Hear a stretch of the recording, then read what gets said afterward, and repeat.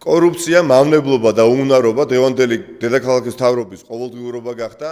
ბატონ ნარმანიას უკვე კითხვებზე პასუხის გაცემაც კი უჭირს და ჟურნალისტებს სათადარიგო კარებიდან ეპარება.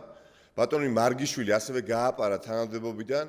საბურთალოს გამგეობის თანამშრომელი ქთამის აღების ფაქტზე არის დაკავებული და ამავე დროს საბურთალოს გამგებელი შებულებაში გადის ნაცვლად იმისა, რომ სიტუაცია შეერკვეოდეს. სახეზე გვაქვს სერიოზული კრიზისი დედაქალაქის მთავრობაში. და თავარი უკანასკნელი 8 თვის განმავლობაში დედაქალაქის მთავრობა ვერაფერი ვერ გააკეთა ნაცვლად საქმის კეთებისა. სახეზე გვაქვს მხოლოდ უუნარობის და კორუფციის მაგალითები და ერთადერთი გამოსავალი ამ ძიმე მდგომარეობიდან გახავთ შემდეგი. დედაქალაქის მთავრობა თავიდან ბოლომდე უნდა გადადგეს, ვინაიდან იგი გახლავთ შეურამწყყოფელი თბილისელებისთვის, არის თავიდან ბოლომდე უუნარო და ნარმანიამ უნდა დააკომპლექტოს იგი ახალი გამოსწირი და კვალიფიციური კადრებით.